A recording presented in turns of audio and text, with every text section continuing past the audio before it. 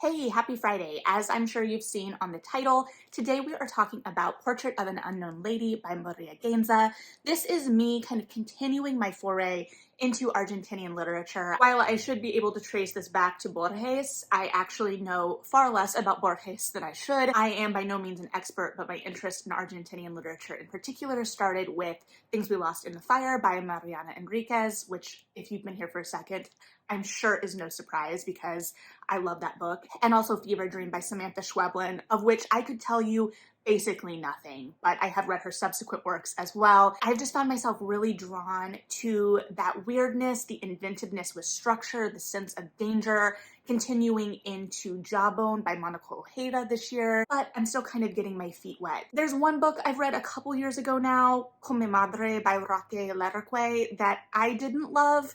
That one was still weird, and I did find myself drawn to the weirdness, but it did kind of fall into, for me personally, that idea of being shocking for the sake of being shocking. There was also some fat phobia in one of the stories that I had trouble with as a reader personally. That being said, works like Mariana Enriquez's stories are very shocking. I personally, as a reader, have found Argentinian work very charged. However, that danger and that weirdness often feels very rooted to me as a reader, and I'm sure it is a larger cultural exploration, and I just don't have the kind of breadth of knowledge and depth of knowledge to really do justice in exploring that within the historical and political climate by any means. But that is coming across to me as a reader who, in many ways, is ignorant of a lot of that history and depth. So I have had Maria Gainza's Optic Nerve in ebook for a while, years, however long ago it was translated into English, and admittedly haven't picked it up. I don't know why.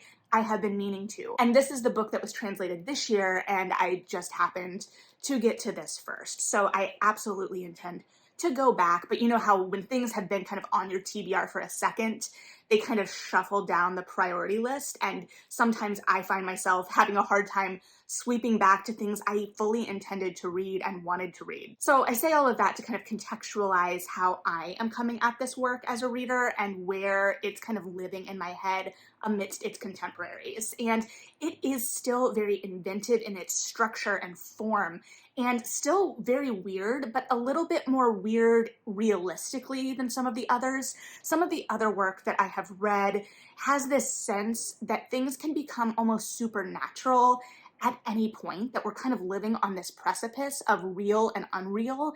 And here, things felt on a precipice to a certain extent, but we always did feel a little bit grounded in the real, even when we were exploring things like mediums, which is a very brief section, not to misconstrue anything. But let's talk about the concept of misconstruing a little bit, because I think that this is a very hard book to distill, and I think that the jacket copy may lead a reader to expect a different kind of focus than the book takes. And as always, there are going to be things that I miss in this. It is by no means a dense novel to my reading in terms of its accessibility. However, there are layers there that I think that I may not have read potentially as actively as I should have. I found myself every once in a while going back and being like, wait, what?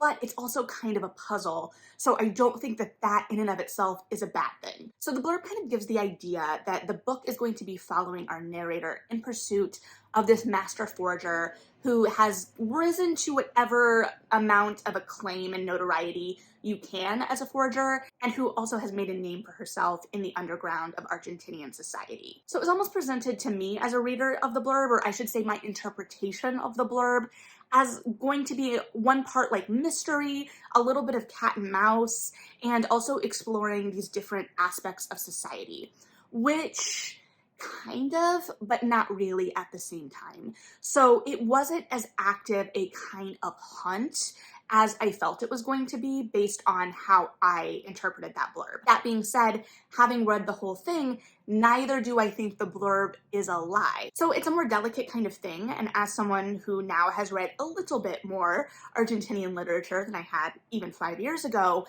I went in expecting a little bit more experimentation in terms of the form, so that didn't throw me as much, but it was still different than I was expecting. However, there is an early indicator that we're not necessarily going to be getting a straightforward narrative, and that is this little bit on page 4, of which they did also quote in the blurb. So they were trying to set proper expectations for us as readers, I do believe. Any person reading this ought not to expect names, numbers, or dates. The stuff of my tale has slipped through my fingers. All that remains now is a little of the atmosphere. My techniques are those of the impressionist, and not even the neo kind. So that I have just enough art knowledge, despite my brand shiny new Art Institute membership, to know impressionism, right? That kind of broad stroke forming the picture.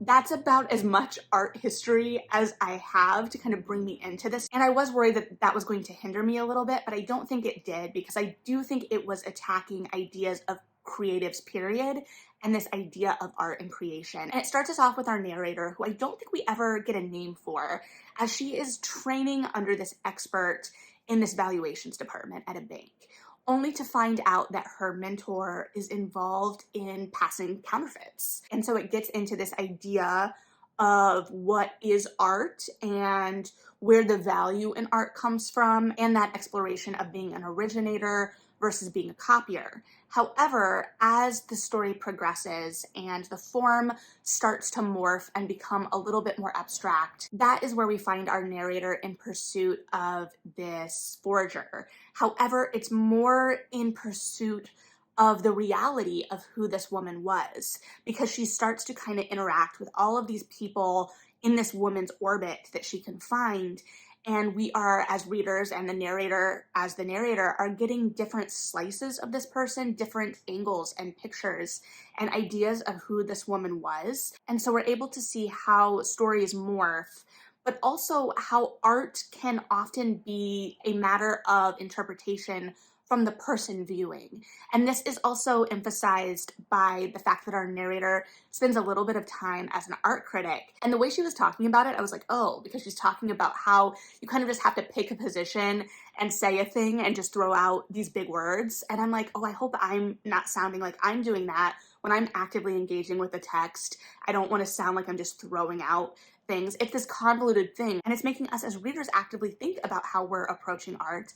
And it is surely a little bit of a subtweet of sorts, not a tweet obviously, but you know what I mean, of art criticism in general and literary criticism, I'm sure. But in its fragmentation, those are the ideas that the narrative really starts to interrogate. Even as a reader, I could feel somewhat lost sometimes, because we would go on tangents that felt disconnected. However, I would remind myself as a reader that I needed to kind of pull out, that I kept going back to this idea of impressionism and what that would mean for impressionism in writing, and how I could take these really zoomed in pieces, these very vibrant big strokes, and pull back to see the greater picture. And I found the concept of that fascinating, because I'm fascinated by kind of inventiveness in form and structure, even if I don't always understand it. So even if I didn't always understand it fully, I was excited to be experiencing a thing in this way. That being said, I was also given the map. I didn't have to figure out that it was Impressionism. The piece told me that. Thank goodness, because I don't know what I would have done without that. I don't know that I would have been able to situate myself as successfully to whatever extent I did manage to do that. But there was another piece later in the book that kind of explored this idea of art and creation and how we kind of contextualize all of that. And it's also a piece that adds this book to the likes of Fates and Furies, A Little Life, and Leah on the Offbeat in terms of books that mention dramaturgy. So, and it says, to reconstruct an experience on the basis of images stored in our brains at times borders on hallucination. We do not recover the past, we recreate it, an act of dramaturgy if ever there was one. Memory edits things, colors them, mixes cement with the rainbow, does whatever is needed to make the story work. And so it just kind of furthers this idea of what is real, what is truth, and what is fabrication, and if the distinction matters. If the thing elicits the same feelings, what does it matter? And I don't know that it puts it in so broad and stark a terms, but that's part of what I think it's teasing out.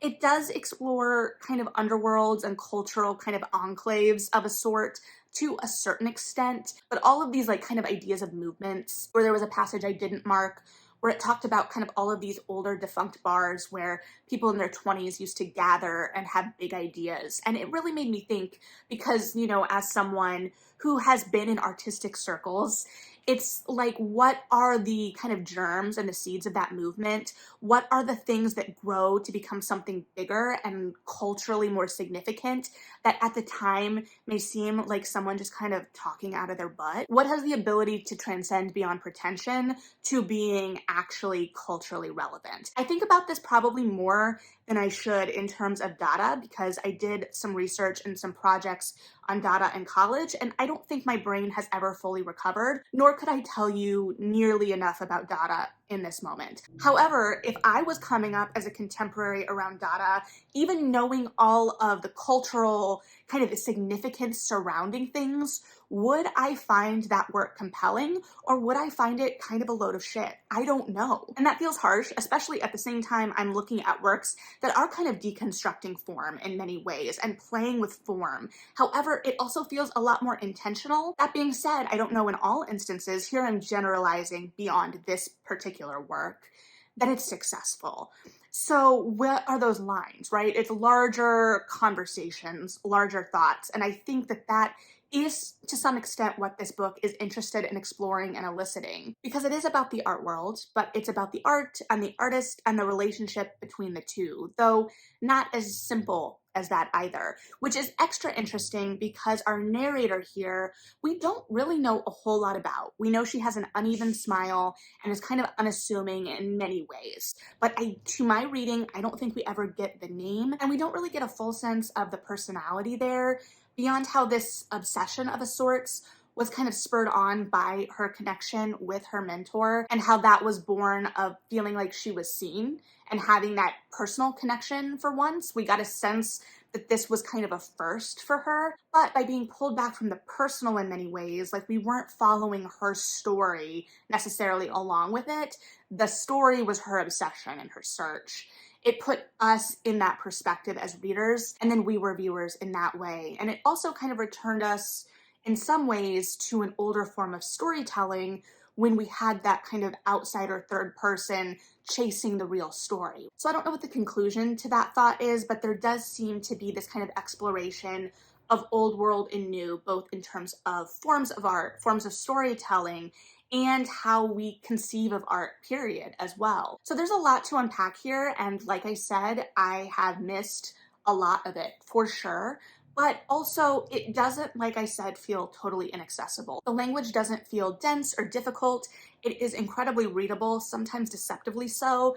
And I actually think that that works in its favor in many ways because it is so inventive, particularly in terms of structure, that I think if the language were really trying new things and trying to be inventive as well. Not saying that it's not inventive in terms of its turn of phrase or that it isn't compelling by any means, but if the language itself was also attempting to be experimental on a larger level, I think that it would have clashed a little bit and it would have been harder to kind of parse. So yeah, that's kind of where I'm sitting with this one. Fully intend to go back and read Optic Nerve, though I can't promise when, and Samantha Schweblin has a book coming out in October, so hopefully we'll be talking about some more Argentinian literature in the near future.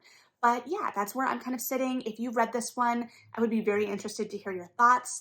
And if you haven't read this one, I do think it is worth picking up. I think it's interesting and evocative, and it's really short, but it doesn't feel like the deceptive kind of short. I'm not saying it's an easy breezy read, but I'm not saying it's something that you're gonna sit with a lot longer than anticipated either. So its length is a little bit more realistic. So let me know what you're thinking, and if you have further Argentinian author recommendations, please share them, though I of course can't promise when I will get to them. I definitely want to add them to my list. But thanks for hanging out. Read something good, like and subscribe if you feel like it, and yeah, bye.